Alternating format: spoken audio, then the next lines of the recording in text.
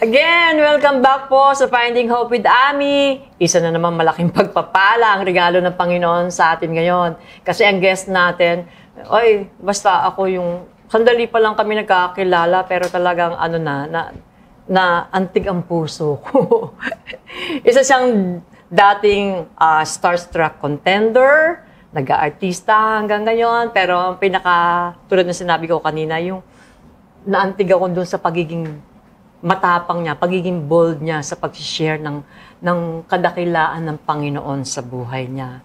Mga kapatid, welcome po natin si Alvin Aragon. Hello po. Anak kong, thank you very much naman. Kasi nakasama kami si Mami Dires. Yes. Isang tawag ko lang sa kanya, ang bilis niyang sumagot. Di niya ako pinahirapan. Nako, hindi ka po makakatanggi kung tinawagan ka ni Ma'am Ami, Austria. Di ba? Thank you po for inviting me. Ay, salamat na pinagbigyan mo kami. O ikaw naman, anak, saan ka lumaki ba? Lumaki po ako sa Tramo, sa Pasay. Hanggang ilang taong ka doon? Hanggang ano lang po ako. Hanggang 14 years old. Oo. Kasi Ano nangyari nung 14 ka? nakuha ako sa Starstruck eh. Pumasok ka sa Starstruck. Pumasok ako. 14 ka. 2003 Oo. na naging finalist ako, Final 14. Tapos, tuloy-tuloy hanggang 2004. After final judgment, kinontra kami ng GMA. Then, nag-artista na ako. Tapos lumayas na ako sa bahay namin. Okay. Naging NPA na, no permanent address, kung saan-saan po ako nakatira habang nag-aartista. Ganun no? Ang kakaiba yung ganong buhay. Nung bata ka, talagang gusto mong umalis doon sa lugar ninyo? 5 years old ako, namatay na ang nanay ko. Oh. Nagkaroon po siya ng cancer sa ovary. 1995 or 1996. 5 years old ako or 6 years old. Nung namatay siya? Namatay ang aking nanay. Naiwan na ako sa tatay ko. Hindi naman po sila magkasama yung nanay at tatay ko. Tapos siya nag-alaga sa akin hanggang grade 3. Pero namatay din siya nung 9 years old ako. So, kanino ka napunta? Nung 9 years old ka? Binili na ako ng tatay ko. Kasi 73 na siya. Kinausap niya na yung lola ko. Nanay. Nung nanay kong namatay. Oh, okay. Sa lola ko na ako tumira. Mga 10 years old. 10, 11, hanggang 14 na nag-artista. Okay naman kayo ni Lola? Si Lola, okay naman. Pero mahigpit siya eh. Okay. Pero natuto ako. Mahal nila ako, nagpo-provide sila sa akin. Sa school ko, sila nagbabayad. Ang tita nandyan, nagpe-prepare ng food. Nandun naman yung kindness and love. Pero hindi ko siya nakikita. Ano yung hindi mo nakikita? O sino yung hindi mo nakikita? Yung love na na-express sila. Hindi mo nararamdaman. Kumbaga may provision, may pagkain, may ganyan, pero hindi nararamdaman. oo, yung love. Ganun siya. During that time ng bata ako, may need ako doon, pero hindi ko naman hinihingi na mahalin niyo ako. Parang gano'n. Salbahe din ako. Mas nangingibabaw yung napapagalitan ako. Mayabang sa school. Malikot ang kamay. Ninanakawan ko ang lola ko. Ng malaking pera, hindi maliit. 10,000. Kinukuhanan ko siya sa drawer niya. Tapos, kinukuhanan ko minsan 2,000. Tama dinadala pera? I spend the money sa mall para bumili ng mga material things. Nagkaroon na ako ng love of money, bata pa lang. Nagsusugal na rin ako, bata pa lang ako. Yung sakla po, kapag may patay, di ba? So, pag tumaya ka, mananalo ka ng 1.8 sa isang 100. Kaya, mahilig magnakaw. Papaaminin ako ng tita ko. Kasi, may nawawala sa bahay. Sino ang sisisihin?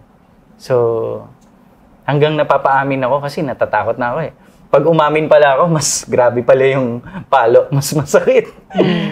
Yun po yung mga experience. Okay. So, saan mo narinig yung starstruck? Dahil pangarap ko mag-artista, bata pa lang ako. pumupunta ako ng ABS kahit taga-Pasay ako. Para lang umikot-ikot sa studio ng MTV. Okay. Kinakausap ko yung mga artista kahit hindi naman nila ako kilala. Yung Starstruck, sumali kasi ako sa Circle of 10 na modeling. Tapos yun, nakuha ako, nanalo ako. After that, merong audition ng Starstruck. 2003. Nag-audition ako. Naging finalist ako ng Final 14, Starstruck. Yun, gano'n. Kaya po ako nakakuha. 2004, Final Judgment, January. Hindi ako nanalo. Ako unang natanggal. Ikaw ang unang natanggal. Kasi meron po talaga akong attitude problem. Tapos, ano nangyari nung natanggal ka sa Starstruck? Nalungkot ako. Tapos, mag-aano na lang ako, papasok na lang ako sa isang show. Meron akong nakilalang mayaman na TV host. Okay. Na bading. Okay. And then, nagkagusto siya sa akin. At 15 years old ako. Kaya, yun. Madali na yun sa akin kung ano yung gusto niyang mangyari. Okay. Kasi bago pa ako mapasok sa showbiz, nung namatay na ang tatay ko, naging buhay ko na yun. Kasi po, if I'm not mistaken, 6 or 5 years old, dun sa isang iskinita sa tramo, hinatak po ako ng isang bakla. Tapos, ginamit niya yung katawan ko. Tapos, wala naman ako sinabihan na gano'n. Hindi ko naiintindihan na ano pala yun, child abuse pala yun. Pwedeng ano pala yun, krimen pala yun. Pero, nagtuloy-tuloy yung buhay ko. Hindi ako na-check in all aspects ng buhay ko. Ganun po kasi sa environment o kultura na pag lumaki ka sa squatters area or sa... Hindi ko sinasabi lahat ganun. Maraming matino, maraming maayos.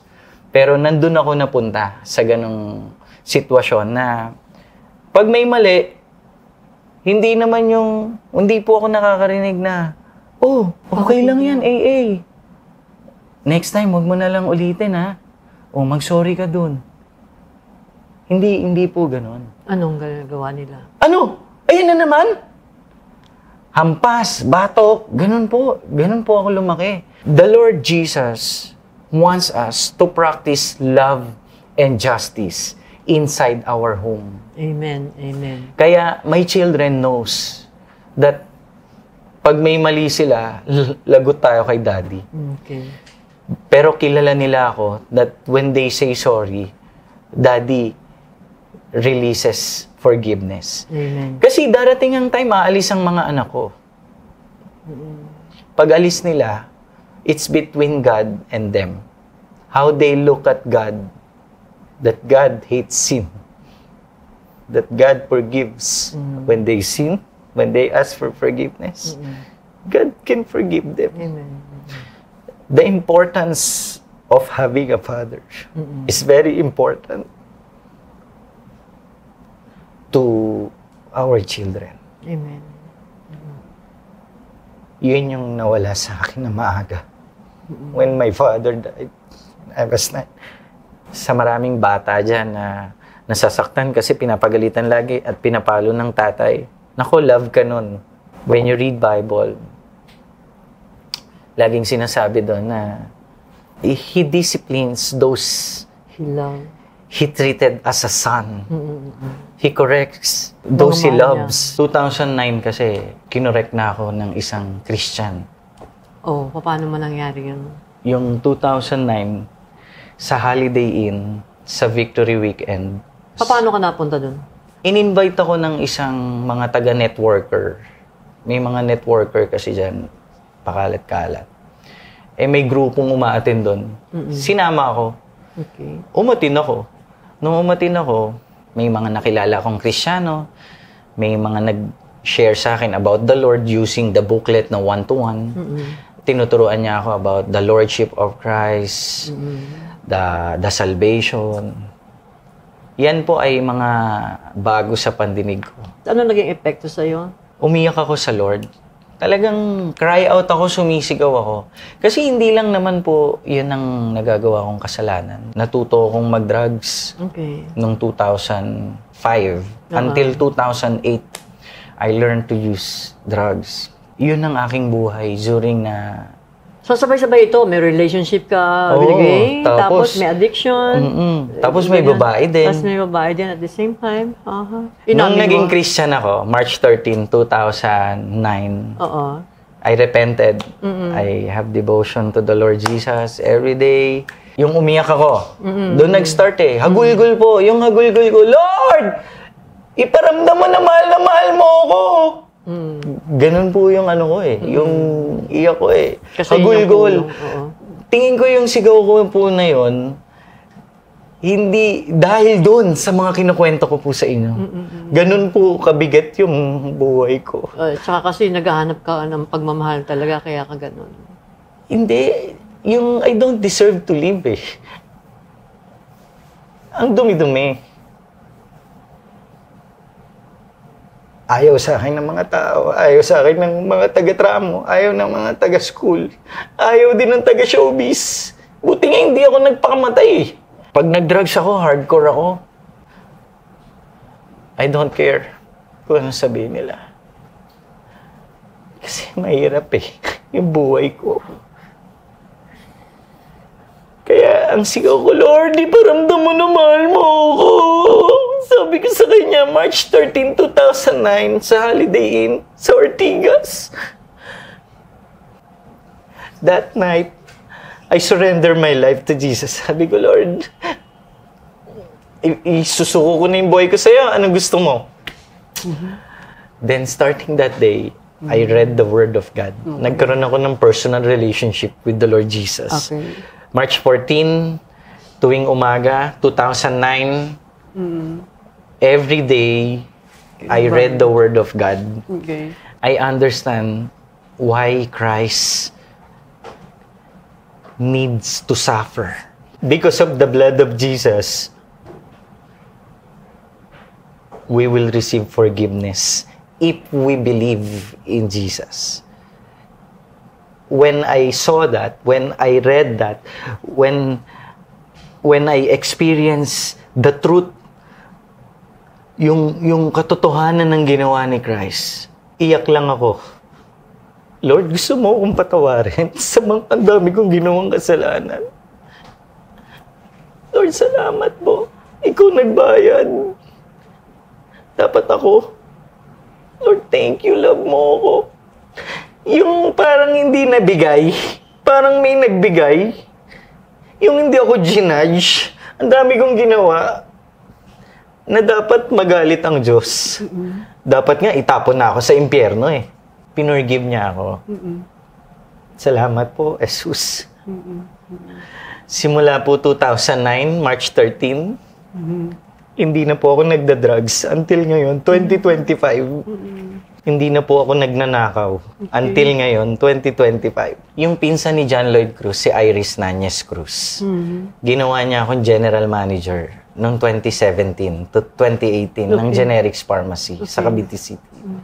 Kumikita siya ng 3,000 a day, sometimes 5,000, sometimes 13,000. Ang instruction niya, pasok mo yan sa BPI. Kahit wala kaming makain ni IC, minsan isang araw, wala kaming pagkain. Kasi hindi pa sweldo. Hindi po ako kumuha kahit 100, pambili lang ng pagkain. Kahit kaya kong gawin because akong pinakamataas sa branch na yon. Hawak ko ang POS. Pero hindi ko po ninakaw. Jesus changed me. Nagpadala si Iris Cruz sa akin ng worth 2 million na alahas para ibenta. Hindi po ako kumuha kahit isang pakaw para lang isanla. Pero ang lola ko, ninakawan ko po yun nung bata pa ako ng maraming alahas. Jesus changed me po. Simula po 2009 until ngayon, 2025, hindi na po ako nakipag-sex sa hindi ko asawa na babae. Kilala po ako na maraming babae nung nasa showbiz. Minsan, may experience ako. Sumisilip siya. What do you mean by sumisilip? Kapag kapag ang lalaki, alam ko kung sino ang temptation sa paligid ko, I stay away because I fear the Lord. When you believe in the gospel, when you believe in Jesus, when you believe sa ginawa niya sa cross para sa'yo, there is power. Power to change life. It will change you. What made you, yung napaka-bold sa ganito na wala kang kinakatakutan na baka i-bash ka, o maliitin ka ng tao, ayan na naman. Di ba? Ano kasi yan, Ma'am Ami, hindi ko naman itinatanggi, hindi magaang yung sasabihin ko. Oo. Mabigat. Shinare ko kasi ang heart ko palagi, ito yung totoo na glorifying sa Lord. Maniwala ka rin kay Jesus. Gusto kanyang patawarin. Gusto kanyang baguhin. So sinasabi mo lahat ito kasi ayaw mong ma-experience ng mga tao yon. Yes. Ayaw mo mangyari sa kanya. And you want them to experience yung joy na nararamdaman mo ngayon. Opo. Having relationship with the Lord. Oh, yes. And the freedom. Yun ang nakikita ko sa iyo. Now, I live in the way of the Lord. Ito pong mga sinishare ko, I share the gospel to many people because yun ang kalooban ng Diyos, to share the freedom and love. Okay. Are you saying hindi ka na bumabagsak or bumabagsak ka pa rin? Nagkakasala ka pa rin? All of us are under sanctification. I became a Christian, pero hindi ibig sabihin nun perfect kami. Si Jesus lang ang perfect. Kasi we have sinful nature. Nung wala pang new nature or Holy Spirit, nung hindi pa ako Christian, ang nature natin ay gumawa ng kasalanan. Pero when I believe in the Lord Jesus, the Lord gave me a new nature. A nature that desiring godly things. I attended Bible study. I obey the Word of God. Dati walang ganun eh. Miracle yun. Ngayon may desire Ngayon, na to time obey to time, hindi naman ako perfect father eh. Minsan, mali ang way ng pagpafather ko. Grabe yung galit. Pero, hindi yan excuse. Kailangan ma-consider at ma-acknowledge mo yung lordship ni Jesus. Amen. Siya ang masusunod, hindi ikaw. Baliwala yung you believe nga, pero still, you love sin. Hindi pwedeng ganun. Sabi nga nila, if Jesus is not Lord of all, He is not Lord at all. Correct. Oh. So, punta naman tayo dun sa relationship mo kay IZ. How do you treat her as a wife? After ko mag-devotion, may tatanungin ko siya, anong plano mo? Anong gagawin mo today? Ako kasi ang cameraman niya kapag gumagawa siya ng content. Kahapon may inutos siya, linisin yung kahit ayokong gawin.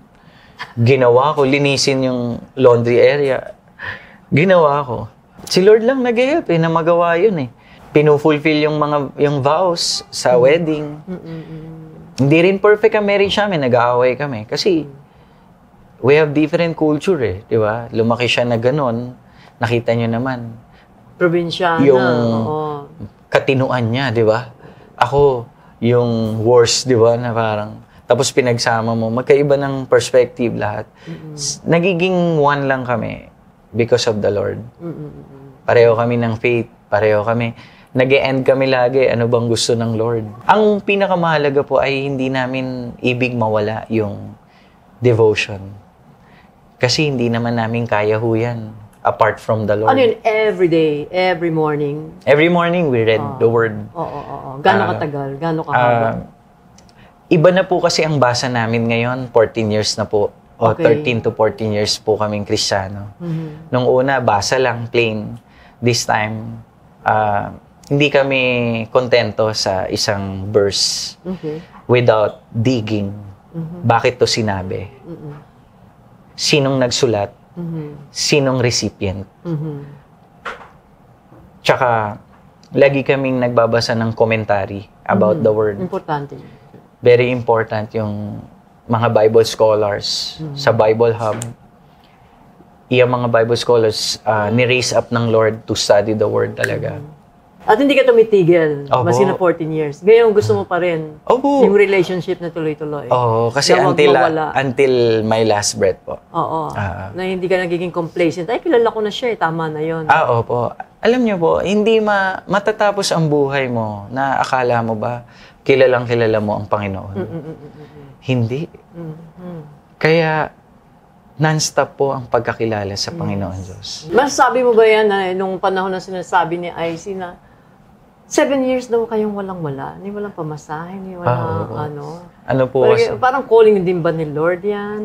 Meron ka sinasabi na, ano yung gusto ni Lord? Why do you think pinaranas sa inyo yun?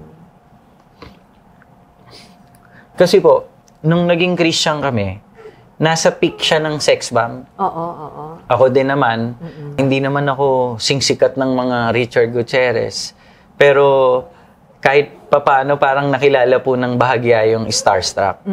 Nagpalabas palalo ang fame, ang wealth ng pride. Si Lord kasi ang nagbibigay ng status. Okay. According to the book of Job. And si God din nagtatanggal ng status. Yes. So, tinanggal ni Lord yung status. Wala talagang project. In fact, gumawa ako ng maraming videos about sa pride. Ayaw kasi ni God ng... Ang pride kasi marami yan eh. Ma'am Ami. Pag may kasalanan kayo sa magkaibigan, ayaw mo mag-sorry, pride yun. Pag meron kang superior, ayaw mong sumunod, Pride pa rin. pride yun. Kasi subordinate ka niya eh. Kung ang director, superior ka siya eh. I need to follow the instruction. Pag di ka sumunod, pride yun. Pride din, yung pinapakita mong meron ka, pero ang totoo, hirap na hirap ka na. Walang-wala ka ng pera talaga, pero puro utang ka pa, at you want na makita ng tao, okay ka. You are pretending. Pride din yun. So, tinanggal sa niya yung Tinatanggal ni Lord yun. Talagang binalita nga kami ng GMA eh. Alvin and IC, naglalako na lang.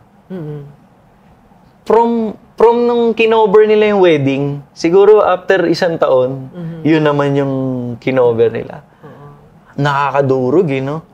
Pero, sinamahan kami ng Lord doon sa time na yon. May time nga, wala kaming pang-lunch.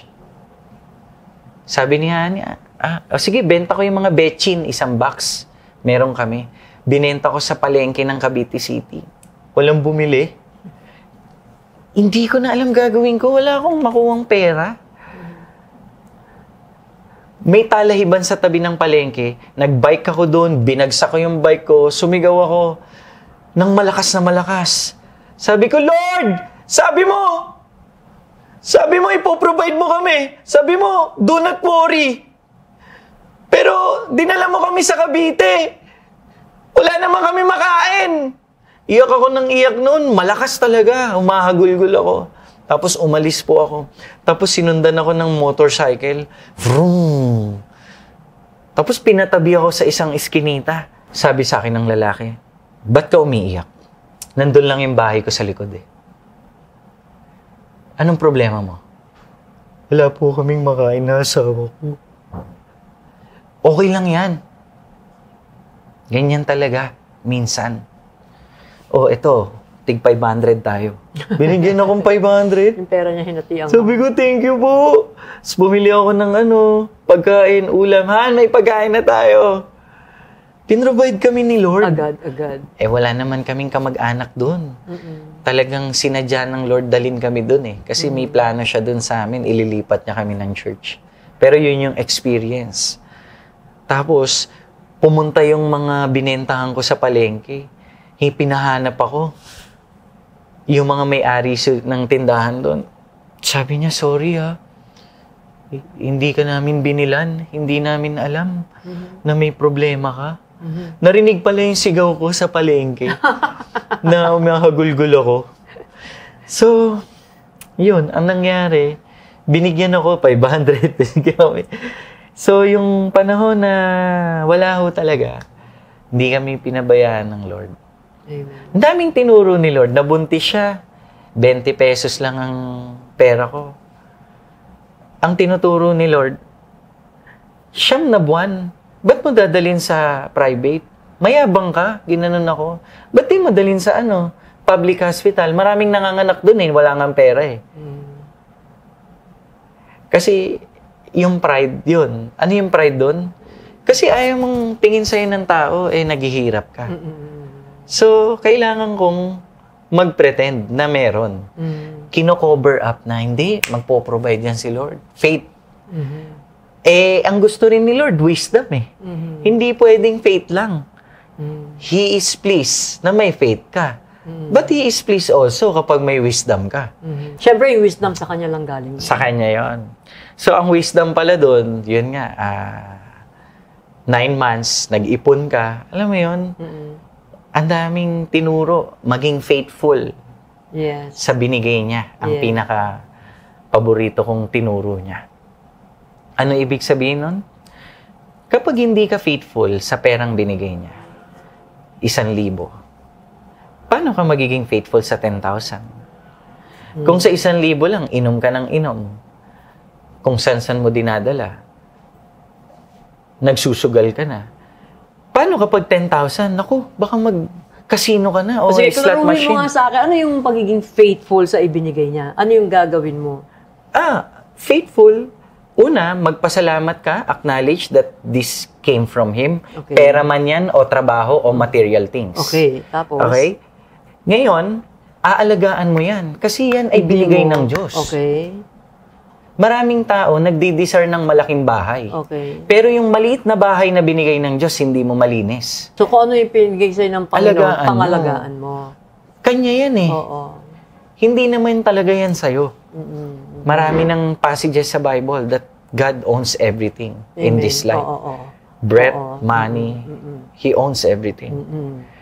Ngayon, kung ano lang po ang bigay ng Diyos sa amin, salamat. Yun ang pinangangalagaan yung pinagkakasya ninyo. In every season of our lives as Christians, God will provide. May season man na marami na dumarating, salamat Lord. Pero huwag kang mag-worry kahit may season na wala. Hindi ka pababayaan ni Lord. Still, He will provide you. Tiwala ka lang. At dapat din siguro marunong ka mag-adjust. Kung ano yung binigay, yun ang pagkasya. Maging thankful ka on that. Sabi ni IC, bago daw kayo ikasal, nag-offer ka ng marriage at lahat, ni-kiss daw, hindi kayo nag-kiss. Ayun nga po. Paano mo napangatawanan yun? Correct. Power na naman po ng Lord Jesus yun. Kasi, bakit importante yun? Na ni-kiss, hindi mo siya hinahalikan nang hindi pa kayo kasal? Kasi wala naman nagsisex na pag nagkita, sex agad Okay. Sa movie lang ata nangyayari yun Oo. Pero sa totoong buhay, nag-uumpisa ang sex, yung ka-workmate mo sa call center. May asawa ka na, nagwapuhan ka, niyaya ka, kopi tayo. No, sumama ka. Sumama ka. Konting kwentuhan. Doon po nag-start Ay, yun. na-track ka. May matalino Doon po pala yung to. nag-start sa kapihan lang. Oo. Eventually, anong pag-uusapan nyo sa kapihan? Tapos? Siyempre, pag-uusapan nyo yung... Ito, paano? Nung sama, ito girlfriend mo naman, fiancé mo naman. Sa pag-girlfriend mo at fiancé, magkakasal naman kayo. very important. Bakit ni-kiss? Ba't di mo hinahalikan? Kasi, whether you believe or hindi mo gusto maniwala sa sasabihin ko, meron Satan talaga na gusto na gawin ninyong dalawa yung ayaw ng Diyos. Ano ba yung ayaw ng Diyos? Ano yun? Ayaw ng Diyos ng sex na hindi pa kayo kasal. God created sex in the context of marriage, not in the context of girlfriend-boyfriend. Ngayon, paano yun gumagapang? Naku, sabi nga ni Jesus, kapag tumingin ka lang ng malaswa sa babae, you are already committed adultery in your heart. Di ba ang mga lalaki? Nag-desire ka lang ng masama, hindi man basta tingin lang. Correct. Ngayon, lalo na kapag nag-holding hands kayo, masarap kasing makipag-holding hands. Gumagapang po yan. At yayakapin mo siya. Gusto mo siyang yakapin. Gusto mo siyang yakapin. Gusto mo siyang i-kiss. Magugulat ka na lang, nakaubad na kayo. Ganon siya So, na-develop mo. So, umpisa pa lang, Okay lang, mag-girlfriend kayo. Go for it. Pero, bilang lalaki, ikaw ang leader sa relasyon, maglagay ka ng boundary. Love is patient. If you truly love the person, you must wait until the pastor says you may kiss your bride. Kasi kapag hindi ka nag-wait, gusto mo may mangyari agad, hindi siya love. Lust siya. Lust. Yung kay IC, talaga pong ang lakas ng temptation. So, nung may naramdaman kasi ako yung kinakwento niyang nag-holding hands kami, ang ginawa ko, tumakbo ko agad sa pastor. Sabi ko, may nararamdaman ako. Ano yun? Nako, bro, dapat meron kayong purity and holiness sa relationship nyo. Ito yung mga boundaries. Undivided devotion, purity and holiness, godly counsel, yung humingi ka ng advice, hindi mo tinatago yung relationship mo. Tsaka, having fear of God. At tsaka, will ba ni God yung mapapangasawa mo? Baka kasi, girlfriend ka ng girlfriend. Ang girlfriend mo pala, hindi kayo pareho ng paniniwala. Baka naniniwala pala siya kay ganito. Paano ka naging sure na si IC yung will ni God? Pinagpipray ko po na Lord, kung kalooban niyo po na si IC talaga ang mapangasawa ko. Kasi bilang Kristiyano, I have personal relationship with the Lord. When you say having personal relationship, in a relationship, we talk to God through prayer and God talks to us through the Word of God. Okay. It confirms the will of God in our lives. Gaano katagal bago kinonfirm ni Lord yun?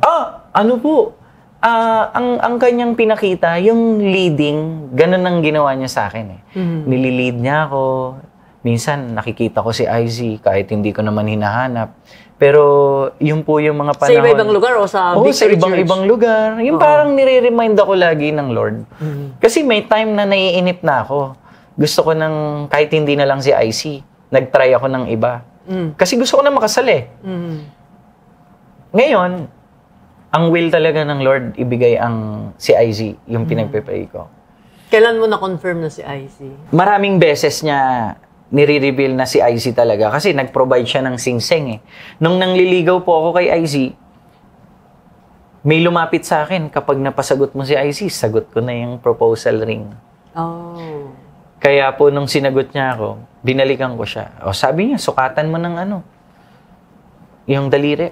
Kumuha na lang ako ng papel habang nag-church kami. Wala na akong arte-arte. Inikot ko sa daliri niya, tapos binigay ko. Hindi ko na sinikret kay IZ na magpo-propose ako. March 6, pagkakuha ko po ng singsing, hinanap ko siya, tapos nag-propose ako. Pinaplano pala yung proposal. Ako hindi, pagkuha ko ng singsing, nasa si IZ, bibigay ko to. Tapos lumuhod ako. Pero ang ganda pa rin ng pagkakagawa ng Diyos. Si Lord ang nag-plan. Nag-surprise. Na-surprise pa din siya. Nakapikit siya eh. Tapos pag-delete niya, nakaluhod ako. So, ganun po siya. Nung bago kami ikasal, kinonfirm pa lalo ni Lord, ginamit niya yung story ni Isaac and Rebecca. The story of how the Lord God lead Eliezer, the servant of Abraham, to go to the place of the family of Abraham, finding a wife from his family, sa family ni Laban. Bringing to... Si Laban ba yun? Yeah. Yes, bringing the girl dun sa kanilang lugar. And puro leading yun eh. Kaya sa married life namin, may problema man, lagi akong umuuwi na ito ang will ng Lord sa akin, si IZ. Pag may temptation, basta natatakot ako. Pag temptation ng usapan, takot ako. Nagpe-pray ka pag may temptation? Lagi po ako nagpe-pray. Bawa ito, ang ganda ng babae ito. Lord, ilagay mo ko, receive mo ito. Lagi po akong nagpe-pray kasi kaya naman po no-overcome ang temptation dahil sa strength ng Diyos. Kung ako po, lagi po akong mafo-fall. Okay. But ultimately, committing adultery has a grave consequence. But if you are faithful, God will reward you. Bine-bless ni Lord ang faithfulness. Amen. Bine-bless ni Lord. Ang malupit nga dun, bine-bless ka niya, faithfulness. Kaya mo naman na-overcome temptation because of His Word, because of His strength. Glory to God talaga, hindi ikaw yung magaling. Amen. Yun. Speaking of faithfulness ni Lord, blessings niya, ano yung mga pinagpapasalamat mo sa Kanya? At kung meron ka pang gustong hilingin sa Kanya, ano yun? Ang pinagpapasalamat ko sa Panginoon Diyos, yung hirap namin na pinagdaanan, mahirap po talaga. Sobrang hirap nung naglalako kami. Ang baho ko, ang pangit ko, ganun po talaga. Yung kahihiyan. Yung hiniling ko kay Lord na Lord, baka pwedeng bumalik ako sa showbiz. Kasi hindi naman po ako nag-aral eh. First year high school lang po ako. Sabi ko sa kanya, Lord, baka pwede po akong umacting na lang ulit. Kasi pangarap ko talaga yun eh. Bata pa ako. Kinulit kong Lord doon. And I sense na pumayag si God. Ano mga advice mo sa mga nanonood, mga nakapakinig ng storya mo? Sa mga nanonood po ngayon, lahat po tayo, meron tayong mga nagagawang kasalanan. Romans 6:23, sabi doon ni Paul, ang kabayaran ng kasalanan ay kamatayan. Ngunit ang regalo ng Diyos ay buhay na walang hanggan sa pamamagitan ni Jesus. Ang ibig sabihin ng kabayaran ay kapalit. Ito yung dapat mo matanggap. Ang ibig sabihin ng kasalanan, sa Greek word ay hamartia. Ang ibig sabihin ng hamartia is missing the mark. Hindi tayo nakaabot sa pamantayan ng Diyos. Walang nakakumpleto ng 10 utos sa ating lahat. Yun ang standard niya. Tayo ay bagsak doon. Kaya tayo ay makasalanan. Kaya ang kabayaran nun ay kamatayan. The Greek word of kamatayan is thanatos. It means separation. Hiwalay ang presensya ni Jesus sa'yo because of your sin. And when you die, without asking for forgiveness, without believing in the Lord, you will be separated forever in His presence. You will go to hell. And that is bad news. The good news, because God is loving God, He wants us to forgive sa ating mga kasalanan. He sent Jesus Christ. The gift of God is eternal life. Eternal life means you will go to heaven when you die. Paano mo yun marireceive? In Christ. Bakit kay Christ? Kasi without the shedding of blood, there is no forgiveness of sin. Jesus suffered. He died. Siya nagbayad. Ikaw dapat ang magbayad. Kasi ikaw at ako ang gumagawa ng kasalanan. But because He loves you, siya na lang ang nagbayad para magkaroon ng kapatawaran sa kasalanan natin. He died, and after 3 days, He rose again. At umakyat siya sa langit. Until ngayon, naghahari ang Panginoon. Ang tanong ko sa'yo, do you believe in Jesus Christ right now? Yes or no? Do you trust Him with all your heart? Yes or no? Kung yes ang sagot mo, well, sabi sa John 3:16, for God so loved the world, He gave His one and only Son, and whoever believes will have eternal life. I hope and I pray that you believe in the Lord Jesus. Trust Him with all your heart until your last breath. You pray for them, anak? Sige, Father, Lord, I pray sa mga nanonood. Lord, kayo po ang nakakakita ng puso nila. I pray, Lord, kung ano man ang kanilang pinagdadaanan sa pamilya, sa relasyon, sa trabaho, ano man pong sitwasyon, ikaw ang omniscient God. You know everything. And ikaw din yung omnipresent. Ikaw ay laging present sa lahat ng sitwasyon namin. Because you are a great God. I pray, Father, na tulungan mo sila, ano man itong problemang ito. Lord, salamat po. I-sustain mo sila. Patuloy po kayo magpakilala sa buhay nila kung sino po kayo. Dalangin ko po ang lahat ng ito sa pangalan ni Jesus. Amen. Amen. Amen. Hallelujah. Thank you po, Mama. Ay, ako ang dapat magpasalamat. Maraming salamat sa napakatapang, napaka-powerful Glory na to God testimony. Na napaka-talagang yung God is glorified at nakita yung talagang pagkilos ng Panginoon sa buhay mo. And I'm sure lahat ng mga tao dyan talagang, wow! Diba? Ganon kalaki yung pagmamahal ng Diyos sa atin. Correct. Tulad na nagawa sa'yo, diba? Gustong mag-forgive ng Lord. At dahil po doon, iniimbitahan namin kayo palagi na manood ng Finding Hope with Ami dahil ayaw po namin na meron tulad ng Panginoon kahit isa na mapariwara. Kaya sinishare po namin ang kanyang pagmamahal sa inyo na inaasahan po namin na talagang tatanggapin nyo siya at ipagkakatiwala nyo rin ang inyong buhay sa kanya tulad ng pinaliwanag ni Alvin. Hanggang sa susunod, ulit dito pa rin sa Finding Hope with Ami.